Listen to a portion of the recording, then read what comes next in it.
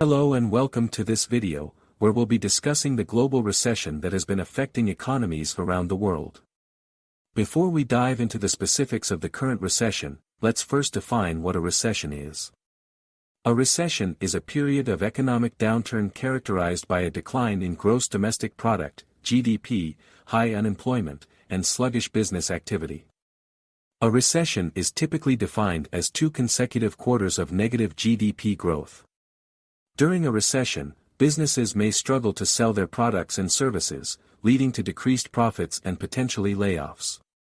Consumers may also cut back on spending, as they may feel uncertain about their financial future or have less disposable income due to job losses or wage cuts.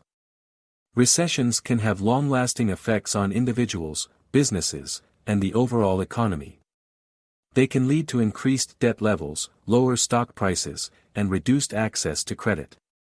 It can also take a long time for the economy to fully recover from a recession, as it can take time for businesses to rebuild their profits and for individuals to find new employment. It's important to note that a recession is not the same as a depression, which is a more severe and prolonged economic downturn. Causes of the current recession. There are several factors that have contributed to the current global recession. 1. COVID-19 pandemic. The COVID-19 pandemic has had a major impact on the global economy, leading to widespread business closures, job losses, and economic disruption. The pandemic has also disrupted global supply chains and disrupted international trade. 2. Increased trade tensions. The ongoing trade tensions between countries, particularly between the United States and China, have also contributed to the economic downturn. These tensions have led to increased tariffs on goods, which can make them more expensive for consumers and businesses, leading to decreased demand and reduced economic activity. 3. Rising government debt levels. Many governments have taken on significant amounts of debt in order to finance stimulus measures and support their economies during the pandemic. This increased debt could weigh on economic growth in the long term. 4. Economic inequality. Inequality within and between countries can also contribute to economic downturns. When a large portion of the population is unable to participate in the economy, either due to lack of access to education and job opportunities or due to income inequality, it can lead to reduced demand and slower economic growth. These issues, combined with the pandemic, have resulted in a significant slowdown in global economic growth and have contributed to the current global recession. Impact on different countries. The impact of the current global recession has varied from country to country.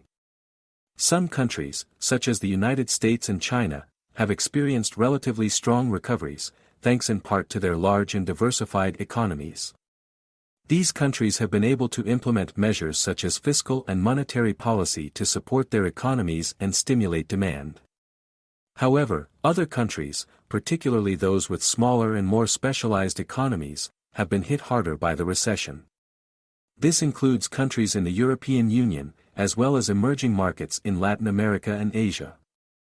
These countries may be more vulnerable to economic shocks due to their reliance on a few key industries, and may have less capacity to implement economic stimulus measures. In addition, some countries have been disproportionately impacted by the COVID-19 pandemic due to a lack of healthcare infrastructure and resources. These countries may have experienced a deeper economic downturn as a result. Overall, the impact of the recession has been uneven, with some countries experiencing a stronger recovery than others. Measures to mitigate the recession. There are several measures that governments and central banks can take to mitigate the effects of a recession. 1. Fiscal policy. Governments can use fiscal policy to stimulate demand and support their economies during a recession. This can include increased government spending on infrastructure and social programs, as well as tax cuts to put more money in the hands of consumers and businesses. 2. Monetary policy. Central banks can use monetary policy to stimulate the economy by lowering interest rates and increasing the money supply. Lowering interest rates can make borrowing cheaper, which can encourage businesses to invest and consumers to spend. Increasing the money supply can also help to stimulate demand. 3. Financial assistance. international organizations such as the International Monetary Fund, IMF, can provide financial assistance to countries in need, helping them to weather the economic downturn and recover more quickly. 4. Structural reforms. Governments can also implement structural reforms to improve the long-term competitiveness of their economies. This can include measures such as deregulating industries, improving education and training programs, and increasing access to credit. By implementing these measures, governments and central banks can help to support their economies and stimulate demand during a recession, helping to mitigate the negative impacts of the downturn. Outlook for the future. It's difficult to predict exactly how the global economy will recover from the current recession, but there are several factors that could influence the outcome. 1. Success of vaccines. The success of vaccines in combating the COVID-19 pandemic could lead to a quicker recovery, as it could allow for the reopening of businesses and the resumption of more normal economic activity. 2. Easing of trade tensions. If trade tensions between countries ease, it could help to boost international trade and stimulate economic growth. 3. Addressing economic inequality. Reducing inequality within and between countries could also help to support economic growth. When a larger portion of the population is able to participate in the economy, it can lead to increased demand and a more stable economic environment. 4. Government and central bank policy. The actions of governments and central banks can also play a role in the recovery process. If they are able to implement effective fiscal and monetary policy measures, it could help to support economic growth. Overall, the outlook for the future is uncertain, but by addressing the underlying causes of the recession and implementing measures to support the economy, it's possible that we can eventually return to a path of sustained economic growth. The global recession has had a significant impact on economies around the world, and the recovery process is likely to be slow and uneven.